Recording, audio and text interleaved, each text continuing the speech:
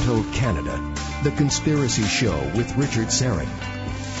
Welcome, one and all, my extended radio family. And want to once again welcome our new affiliate, WIMO 1300 AM Atlanta. WIMO 1300 AM Atlanta, Georgia. And just keep them coming. Love to announce new affiliates, and we've been doing a lot of that lately. So I haven't set a goal, but hey, let's see if we can break 10 by year's end. 10 new affiliates. That would be great. I believe we now have 5, including our flagship here in Toronto, the new AM 740 Zoomer Radio, which is where I am perched presently at 550 Queen Street East in the great city of Toronto. What we do on this program, if you're new to the program, is we update consciousness, and we talk about political subterfuge, we talk about spycraft, we talk about cover-ups, but we talk about the nature of matter and the mystery of consciousness. And from time to time, we delve into parallel realities, quantum physics, nanotechnology. That's where we're going in this hour. And always great to have my next guest back on the program. It's been a while. Jim Elvidge holds a master's degree in electrical engineering from Cornell University. He's applied his training in the high-tech world as a leader in technology and enterprise management, including many years in executive roles for various companies and entrepreneurial ventures. He holds 4 patents in digital signal processing and has written articles for publications as diverse as Monitoring Times and the IEEE Transactions on Geoscience and Remote Sensing. Beyond the high-tech realm, Jim has years of experience as a musician, writer, truth seeker. That's why we have him on the program. He merged his technology skills with his love of music, developed one of the first PC-based digital music samplers, and co-founded Radio Amp, the first private label online streaming radio company. For many years, Jim has kept pace with the latest research theories and discoveries in the varied fields of subatomic physics, cosmology, artificial intelligence, nanotechnology, and the paranormal. This unique knowledge base has provided the foundation for his first full-length book, The Universe Solved. Jim Elvidge, welcome once again to the Conspiracy Show. How are you? Oh, I'm great. Thank you so much, Richard, for having me on again, and congratulations on the new affiliates. That's very exciting. Thank you. Yes, we're very, very thrilled. We should also point out the website is theuniversesolved.com, theuniversesolved.com. It's been a while, Jim. What have you been up to? Well, a lot of the same stuff. Keep busy with my day job, and of course, after hours, I continue the research into consciousness and the nature of reality and nanotech, and I keep up with brain-computer interfaces, quantum physics, all that kind of stuff. So it's keeps me busy, and it's very, very interesting world. Recently we've been talking about mind control. And we were looking at the possibility that some of these shooters, James Egan Holmes and Wade Page, the perp in the Sikh temple shooting, the massacre in Wisconsin, whether or not they may have been mind-controlled assassins or programmed killers, if you will. Where do you think we are in terms of, you mentioned sort of computer-mind interfaces, and I don't know if that would be involved in something like, creating a Manchurian candidate, but bring us up to speed. Where are we in terms of computer-mind interfaces? Where is the technology at? Yeah, actually, there's so much going on in that area. In particular, things like artificial retinas. I think might be up to, say, 256 by 256 pixels kind of thing. It's very, very interesting, actually, when you kind of consider the artificial aspect of interfacing with our reality, against what we typically do. We're some ways away from reproducing, the ability to perceive things artificially the way our bodies do, but we're definitely heading in that direction. So an artificial retina, Jim, you mentioned 256 pixels by 256. What's a typical, let's say, computer screen? It might be, 1500 by 900, something like that. So it's certainly not quite there yet. But from a technology standpoint, this is something that tends to follow Moore's law. So things that, it was just a couple of years ago, 16 by 16 pixel artificial retinal implants were the state of the art, and now they're quite a bit beyond that. So at one point it was enough to be able to sort of see shadows and basic movement, and now it's enough to be able to discern objects. So definitely ocular implants for the ears and other ways of interfacing with the various cortexes of the brain, really start to call into question the ability of ultimately interfacing to the brain in such a way that you can sort of inject alternative realities. And these are some of the things that people have speculated about over time. Nick Bostrom, for example, has put forth the idea that since it's going to happen, since it's 15 or 20 years away, when we can actually inject an artificial reality into our senses, how do we know that it hasn't already happened? And he uses kind of a philosophical, logical argument to say that it probably has. So let me go back to the artificial retinas. So you could, theoretically or practically, you could take one of these, a pair of these artificial retinas, you could implant them in, it doesn't have, let's say it's a blind person, and you could then hook up something to that interface, cameras or something, that would allow a blind person to see his environment. Now, mind you, it wouldn't have the resolution of a computer screen or a TV set, but it would be somewhat rudimentary. But you could give sight to the blind this way. Oh, absolutely, and this has been done now. There may be certain categories of blindness that this kind of technique could remedy, but certainly there have been people who have been blind and now have the ability to see, a rudimentary level with these artificial retinas. The latest one, I just looked it up, is 1,500 diodes. So, that is roughly, maybe 40 by 40, something like that. So we're being told that the resolution on one of these artificial retinas is about 256 by 256 pixels. But I mean, do you believe that? Because I subscribe to the idea that whoever they are, whatever they have, it's probably, decades beyond what they're letting us know about. I think there's a lot of truth to that. Certainly if you've read things like Skunk Works and read up on some of the Black Ops programs that comes out many, many years after the fact, after things have been declassified, it does seem like technology at the really bleeding edge level that we don't hear about is probably 10 years or so beyond what we do hear about. So, definitely a very good point. So let's employ Moore's law here, but assume that the technology is far more advanced, and that we are in fact living in a simulated reality.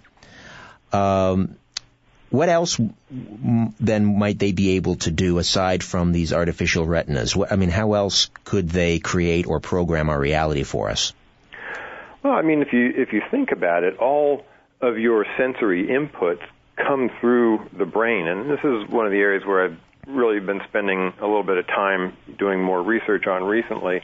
We think of everything that we see as being our reality. In reality, what's going on is there's some electromagnetic radiation in the form of light that bounces off these objects that we're looking at, and it imparts some energy on our retina, which converts it to effectively bits that our brain then processes. And, frankly, everybody's brain is a little bit different. Everybody's, sensory organs are a little bit different, and everybody's processing history is different. So I'm going to be biased based on things that I've seen before, experiences that I've had, my history and experiences. That's going to really color the way I perceive reality. So, the question is, all this stuff that we see that we think is real out there, it's all just subjective reality. It's just based on what our brain is telling us that it sees. So if it's possible to intercept any of these signals with things like brain-computer interfaces, retinal implants, ocular implants, nano devices that could, potentially intercept your sensory signals, send them to a processing system, and then send a result back. Our reality could be played with, and we would really have no idea that it isn't exactly what we think it is. In fact, it could be highly coordinated amongst most people so that we all tend to see the same thing and experience the same thing, and there may be some people that, for whatever reason, maybe due to some problems that they have with their brain function, or maybe due to chance or who knows what, they're able to see something a little bit differently. In fact, from a paranormal standpoint, it's been shown that there are people who are much more sensitive to these paranormal effects than others. Unless anybody, from a scientific standpoint, be listening and think that the paranormal, kind of argument is not really true. The scientific research really does support that there is a subtle paranormal effect when it comes to precognition, when it comes to telepathy and these kinds of things. There's really solid research that supports that. We could go down a lot of paths here, but I guess the point that I'm making is that technology will have the ability at some point to do things like erase memories, inject experiences, upload experiences temporarily so that you can kind of, forget about your past and then experience something new and then download the past and resume where you left off. All this kind of stuff is definitely in our future. And the only question might be, is it in our present? And is it in our best interest? I mean, on the one hand, Jim, it sounds incredibly exciting to think that, for example, you could give a sight to the blind. No more blindness, no more deafness. But think of the other applications or implications as well. It could be a nightmare scenario, and we'll discuss when we come back. Jim Elvidge is with us. The website is theuniversesolved.com.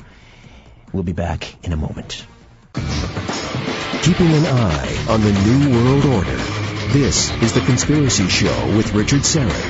To speak with Richard, call 416-360-0740. This conversation is starting to sound a whole lot like the movie The Matrix. Jim Elvidge is with us. We're talking about the possibility we are living in a simulated reality, a reality being programmed for us. Does the technology exist? Jim says, well,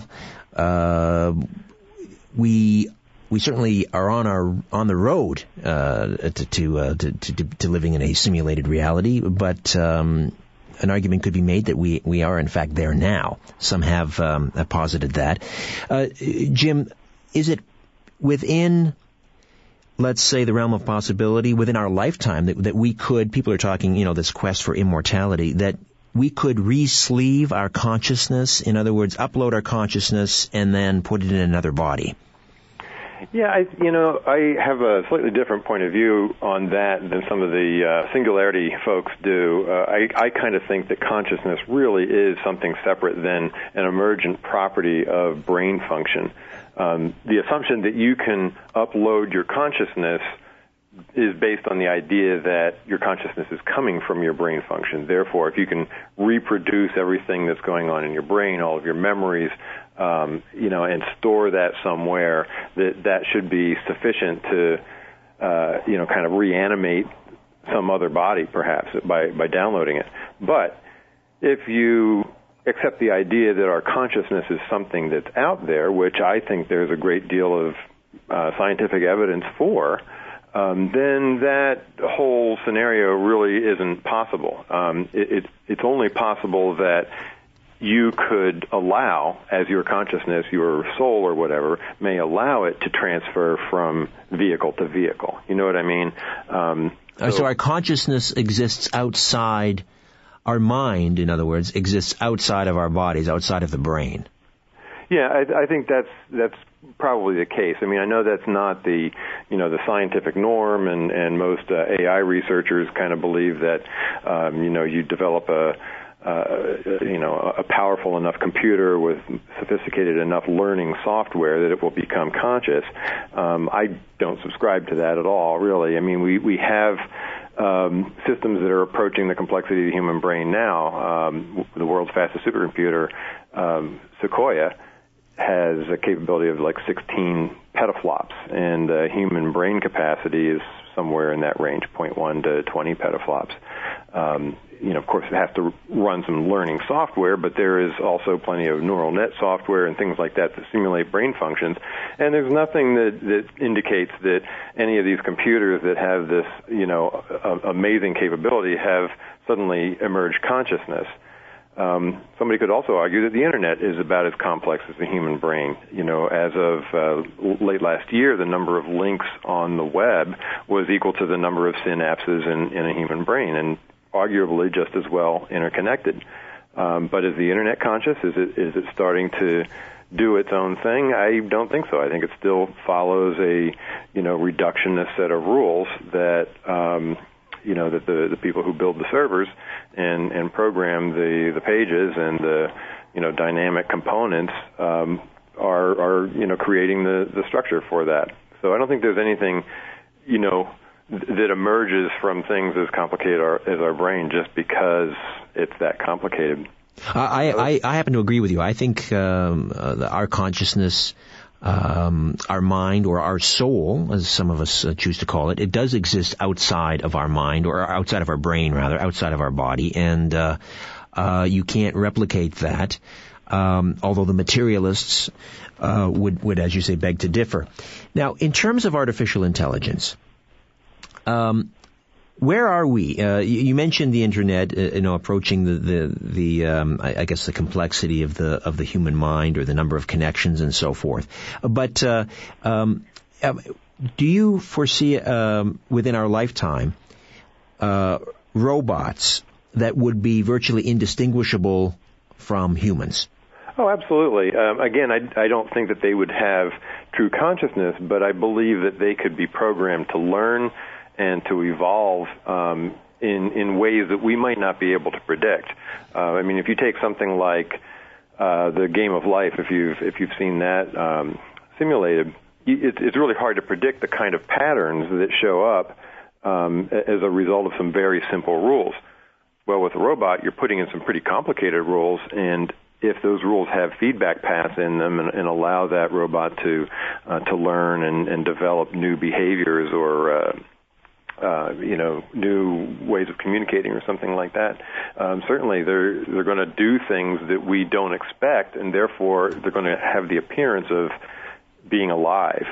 But again, I think it's materialist. I think it's reductionist from the robotic standpoint, that they don't really have free will. They're still following rules. It's just that those rules, when they're viewed kind of at a higher level, they're a little bit unpredictable. It's kind of like fractals.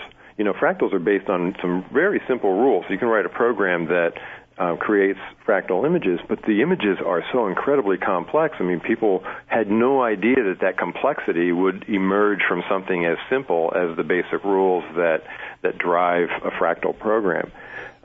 Same thing is going to happen with robots. They will appear live. They will appear to learn, and they will learn based on the rules and the capabilities that we give them in their construct program. But you could conceivably, could you not, Jim, create a robot that has the appearance of self-awareness. In other words, it could fake it. It could fake it to the extent that it would be virtually indistinguishable from another human. Yeah, I definitely think so, and I think that you can. They've done that now, even with some very crude chat bots and some of the things that you've probably seen on the web, where they appear to have emotions. Of course, that's programmed in there. If you say something to them that's insulting, they can tell you that you hurt their feelings. But did you really hurt their feelings? No. It was It was a phrase that was stored in some file that they pulled out based on, the input that you just gave them, some keywords perhaps from the words that you said to them. So, ultimately, they're not really thinking.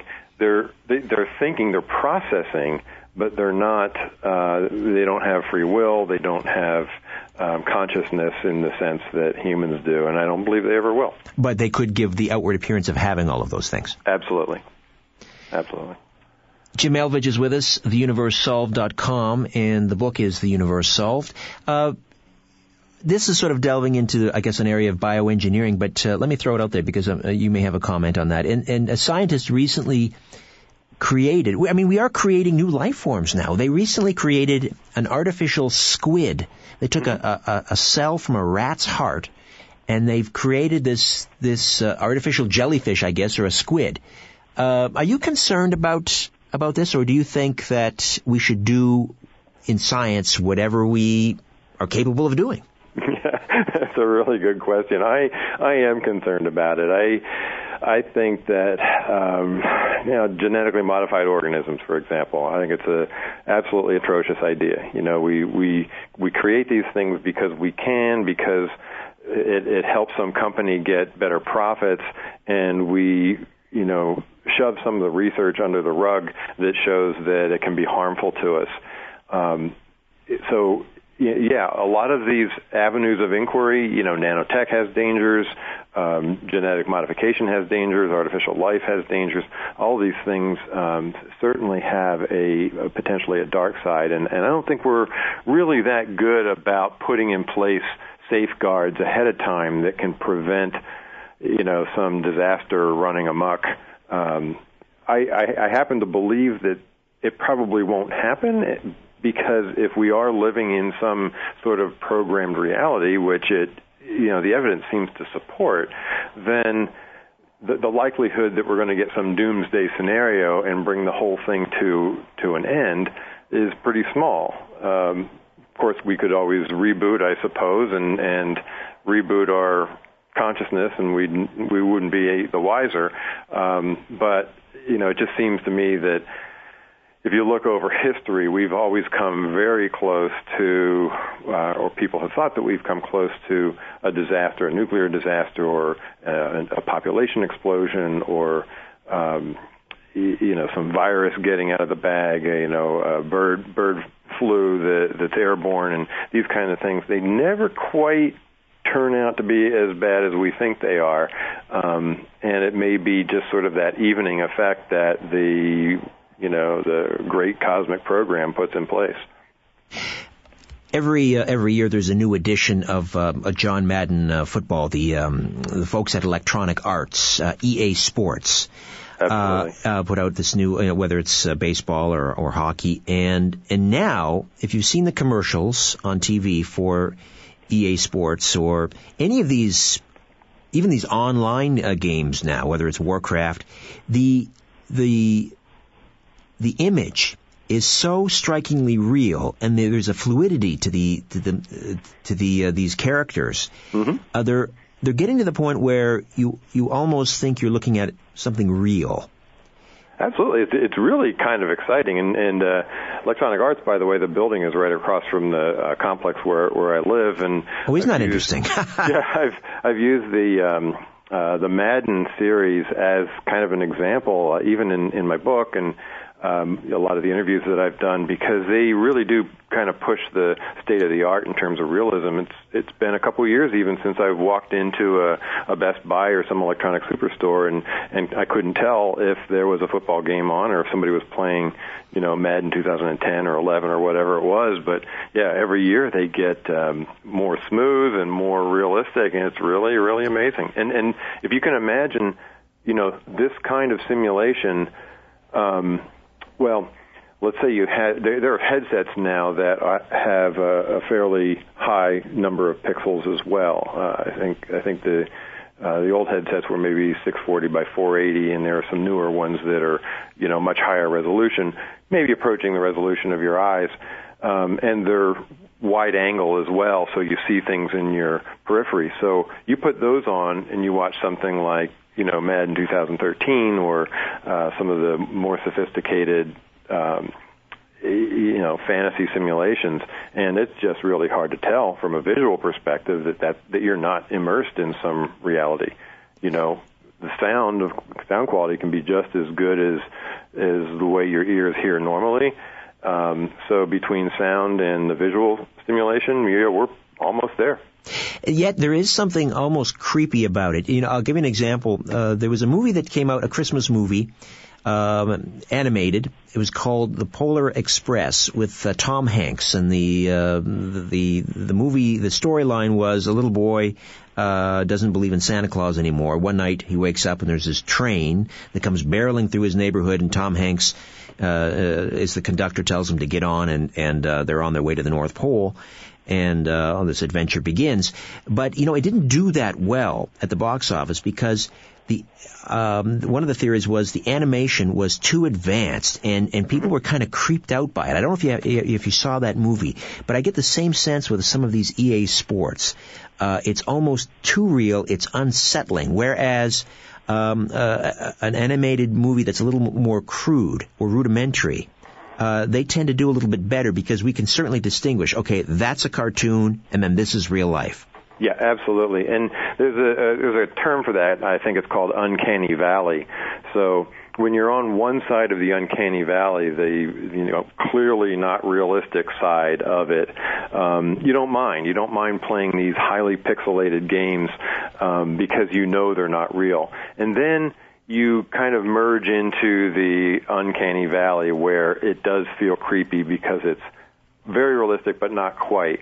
But the valley disappears when you get even more realistic. So at some point we come out of the Uncanny Valley, and it's just a matter of time before we do. And I'd also say that the Uncanny Valley is different for different cultures.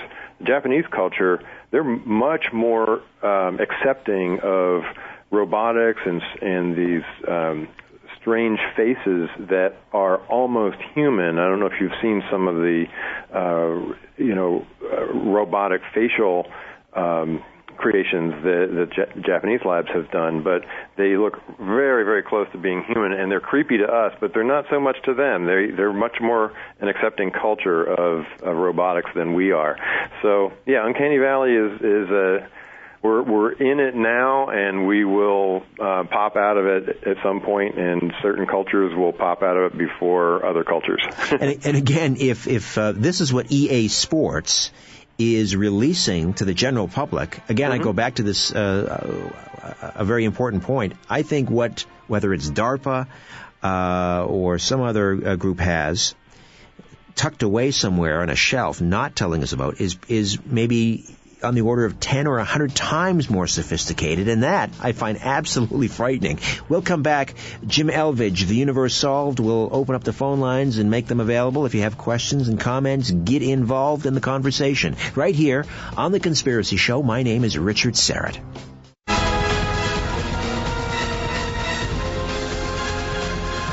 Where there's smoke, there's The Conspiracy Show with Richard Serrett.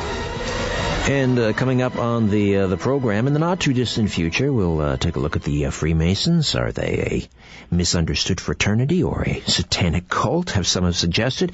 And we'll also take a look at the uprising in Syria, which follows, of course, similar uprisings in places like Tunisia and Egypt and Libya.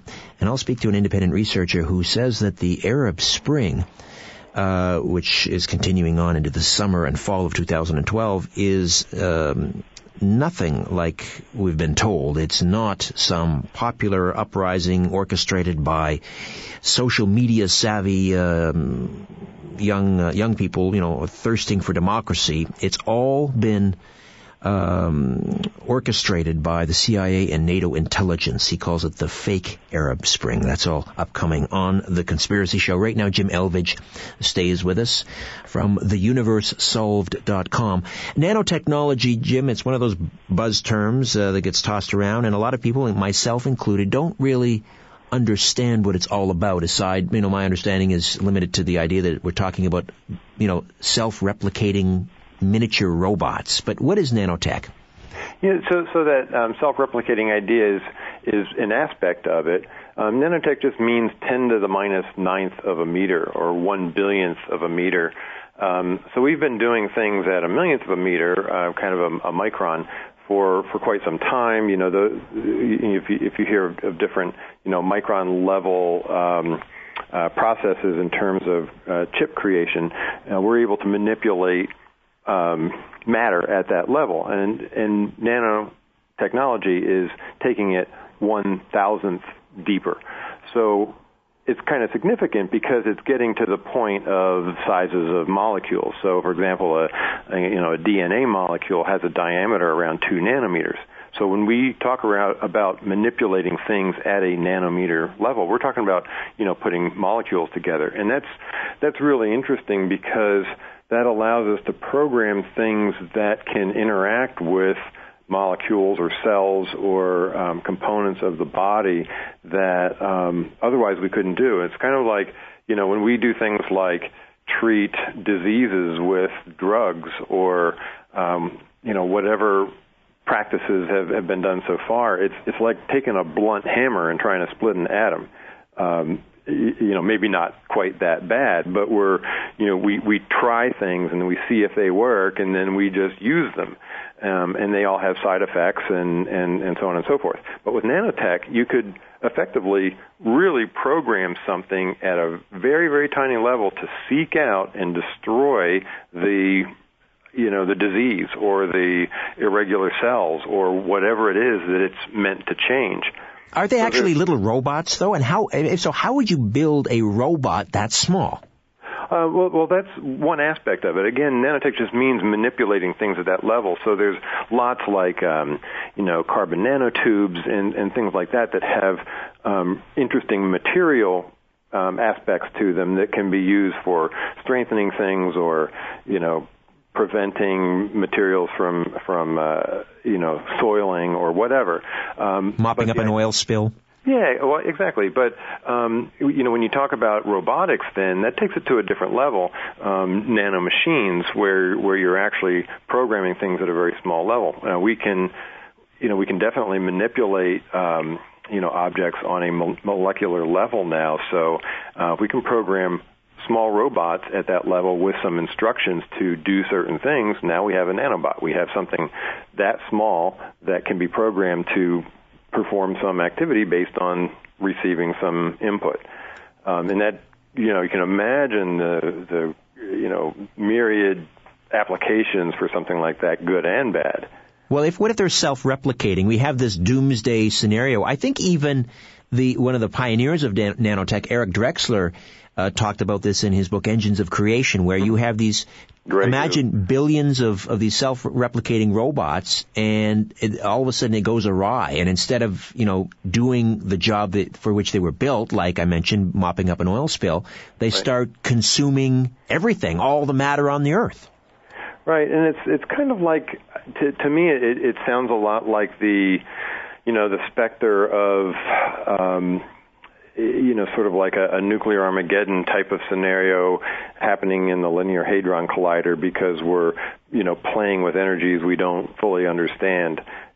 People much smarter than I do who are experts in that area tell us that it's safe because of this reason or that reason. But, I agree that it seems like if it's possible to program something that does nothing but replicate itself, and you have to be able to turn that off at some point. So if there's no fail-safe mechanism, how do you turn that off? I mean, I could imagine that in order for it to replicate itself, it has to have material. So where is it getting that material from? From its environment. So is it just kind of breaking down everything that it sees and building it up?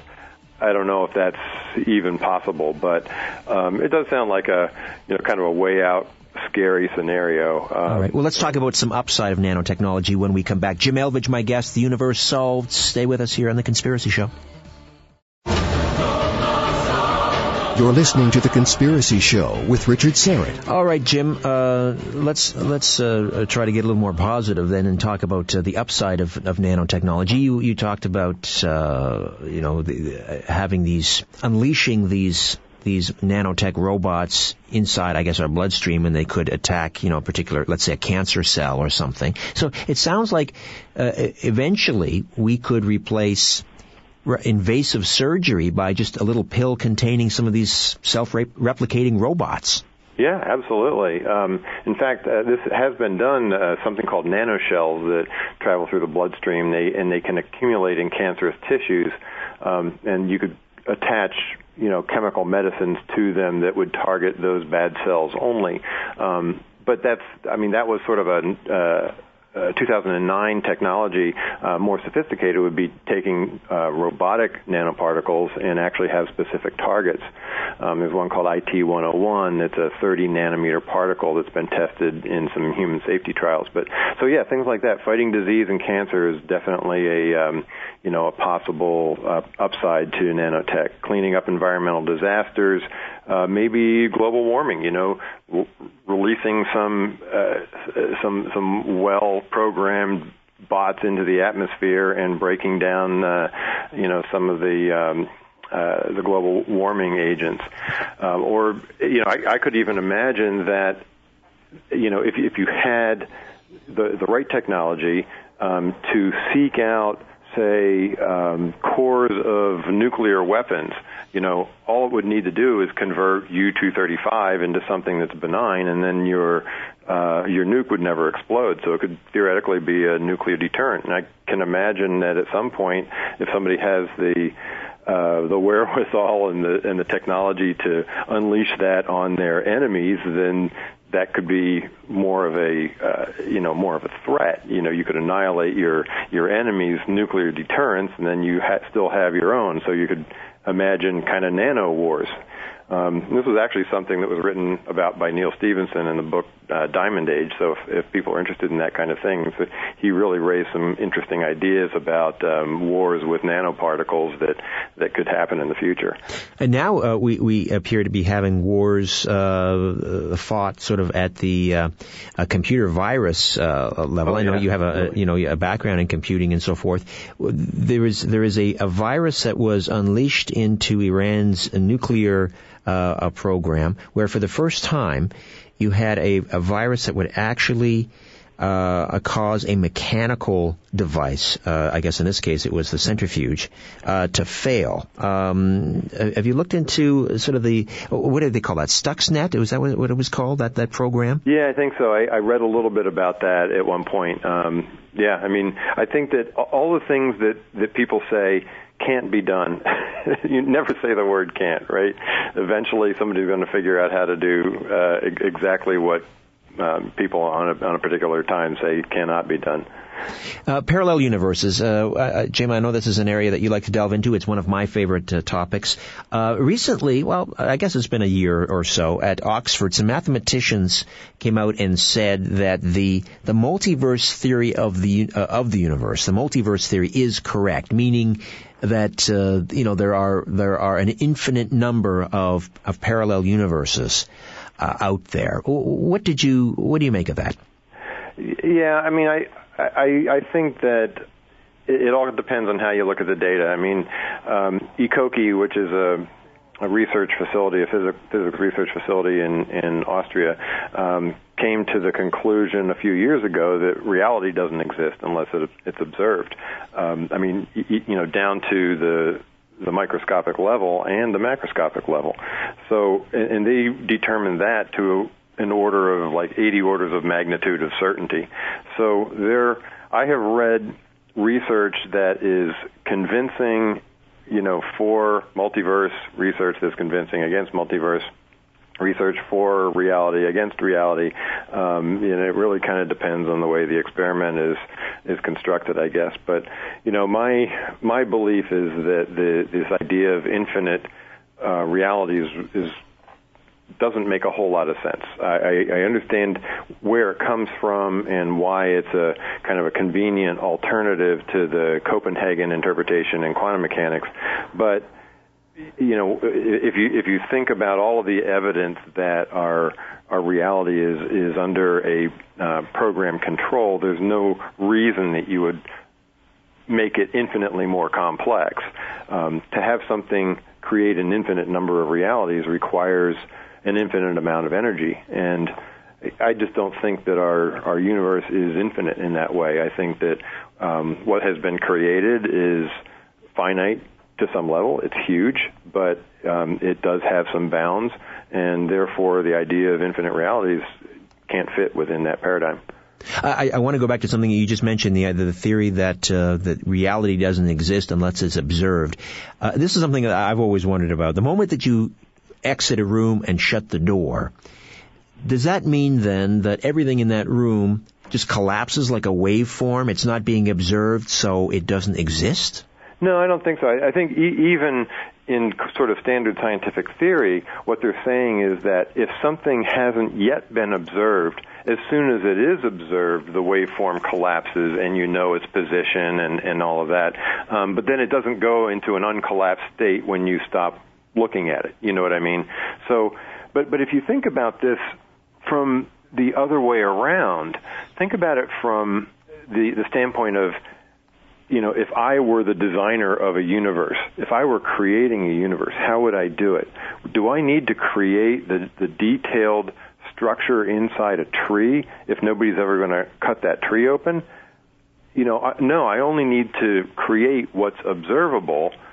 I don't need to create anything else until somebody tries to observe it. Then my program has to dynamically create that. That would be, you know, huge orders of magnitude simpler than something that creates detailed structure of every component throughout the universe. So if I'm going to create a fantasy world or a universe or anything like that, I'm going to do it dynamically that way.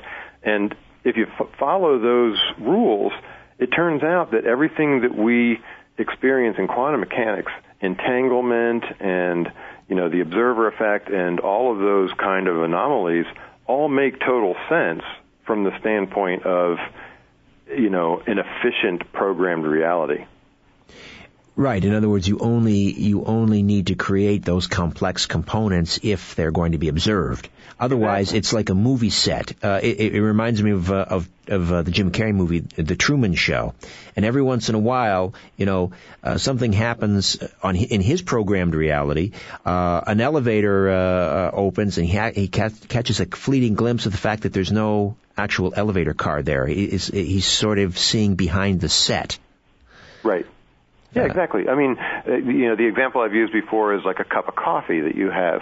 You don't have to model every subatomic particle in that cup of coffee to interact with it the way that we normally do, to generate the smell, the visual of the, you know, coffee swirling around the cup, maybe a little bubbles, the way that it tastes.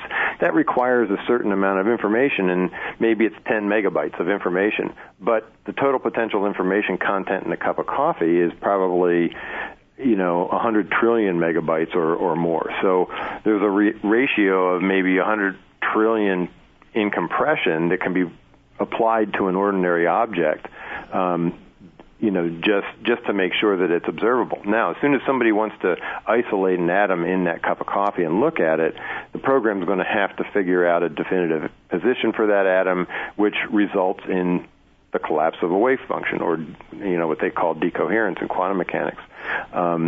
In addition, the behavior of that atom from that point on might be under control of the program in much the way that a finite state machine works. So, you know, atoms, subatomic particles may follow a certain set of very simple rules, but those rules don't have to get kicked off until somebody's really observing them, and they could be kicked off using a random number generator and picking some components, and thereafter the way they behave is very predictable. If you have two particles right next to each other, you might as well use the same random number seed to kick off their behavior patterns, and that might be what entanglement is. So all of these things, they make sense when you think about them, you know, sort of from the opposite standpoint, from the idea of creating a reality. If you create a reality, you have to have things like entanglement and decoherence. Are you a positive, hopeful about the future, or are you fearful? A little bit of both. I think I'm not as fearful as some of the doomsday types that are out there for the reasons we talked about before, that I think there's sort of an evening effect to our reality. And take for example the specter of the collapsing dollar. Well, if the dollar collapses, what's to say the dollar is going to collapse before the euro or the yuan or any other world currency? And if all currencies collapse at the same time, then there has to be something in place to facilitate trade and commerce. So, it's kind of all relative, isn't it? I think that whatever countries are the most in debt, they're going to have the hardest time initially, and then although there may be sort of a domino effect, I think the whole world can't come to a total collapse. It doesn't make sense to me, but that's what gets predicted by those who are, sort of more, on the negative side of the fence.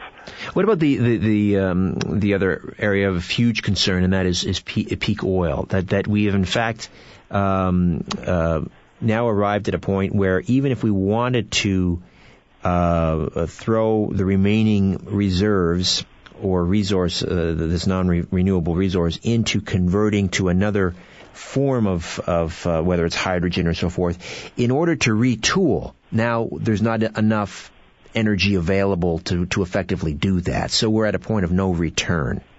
Yeah, I just don't see that as a problem, and for a number of reasons.